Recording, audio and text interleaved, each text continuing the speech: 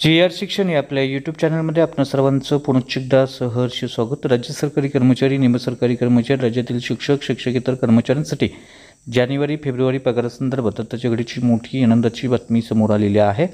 अतिशय महत्त्वपूर्ण असा शासन निर्णय महाराष्ट्र शासनाने आज निर्गमित केलेला आहे।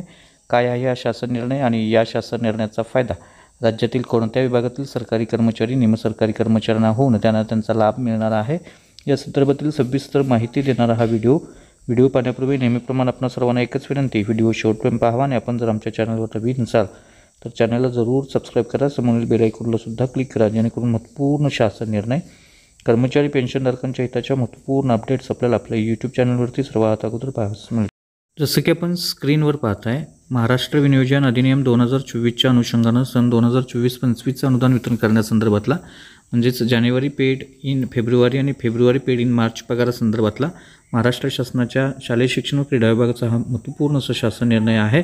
यामध्ये असं नमूद केलेलं आहे की वित्त विभागाकडून अर्थसंकल्पीय वितरण प्रणालीवर बीम्स प्राप्त झालेला अनुदानाचा निधी नियंत्रक अधिकारी आयुक्त शिक्षण महाराष्ट्र राज्य पुणे यांना वितरित करण्याची बाब शासनाच्या विचाराधीन होती आणि या अनुषंगानं सन 2024-25 या आर्थिक वर्षातील शालेय शिक्षण व क्रीडा विभागासाठी अर्थसंकल्पित झालेला व वित्त विभागाकडून बीम्स प्रणालीवर प्राप्त झालेला निधी नियंत्रक अधिकाऱ्यांच्या अधीनस्थ ठेवण्यासाठी मान्यता देण्यात आलेली आहे।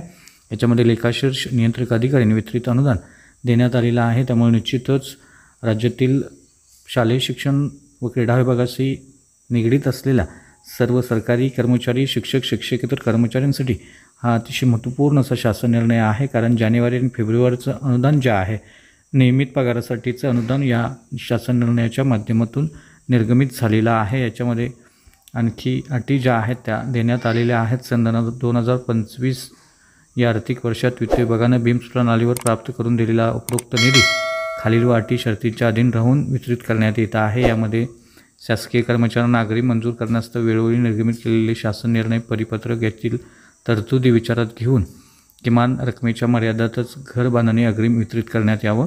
1/5/2001 रोजी किंवा त्यानंतर 2 पेक्षा अधिक अपत्य असणाऱ्या अर्जदाराला दुसऱ्या वेळेस जुळ्या अपत्याचा अपवाद वगळता या अग्रिमाचा लाभ घेता येणार नाही आणि ज्या उद्देशासाठी निधी अनुदान मंजूर आहे त्या व्यतिरिक्त इतर उद्देशासाठी खर्च करता येणार नाही, तसेच इतर लेखाशीर्षाकडे वळती करता येणार नाही, अशा पद्धतीच्या सूचना याच्यामध्ये देण्यात आलेल्या आहेत। पदनिर्मितीच्या अनुषंगानं वेतनावरील निधी वाटपाच्या संदर्भात आवश्यक ते उच्चस्तरीय सचिव समिती, मंत्रिमंडळ यांची मान्यता, तसेच वित्त विभागानं वेळोवेळी दिलेल्या सूचनांच्या अनुषंगानं कार्यवाही झाल्याची खात्री करण्यात यावी, अशा पद्धतीच्या सूचना याच्यामध्ये देण्यात आलेल्या आहेत। आणि शासनाद्वारे देण्यात येणारं जे वेतन आहे, पगार जो आहे तो लाभार्थ्याच्या बँक अकाउंटमध्ये ECS द्वारे प्रदान करणं बंधनकारक असणार आहे। कोणत्याही परिस्थितीत वेतन अनुदानाची रक्कम एकत्रितरित्या व ऑफलाईन पद्धतीनं वितरित करण्यात येऊ नये, अशा पद्धतीच्या नियमित ज्या सूचना असतात त्या देण्यात आलेल्या आहेत। त्यामुळे निश्चितच राज्य सरकारी कर्मचाऱ्यांचा जानेवारी आणि फेब्रुवारी पगाराचा मार्ग आता रिकामा झालेला आहे। त्या संदर्भातलं अनुदान अगोदरच मंजूर करण्यात आलेला आहे। त्यामुळं निश्चितच हा 8 जानेवारी 2025 रोजी निर्गमित झालेला महत्त्वपूर्ण असा शासन निर्णय आहे असं आपल्याला म्हणता येईल। तर हा होता अतिशय महत्त्वपूर्ण व्हिडिओ, महत्त्वपूर्ण बातमी। अशाच महत्त्वपूर्ण बातम्यांच्यासाठी, रोजच्या महत्त्वपूर्ण शासन निर्णयासाठी चॅनलला जरूर सबस्क्राईब करा, व्हिडिओ आवडल्यास लाईक करा, शेअर करा, आपले काही प्रश्न असल्यास नक्की कमेंट करा। धन्यवाद।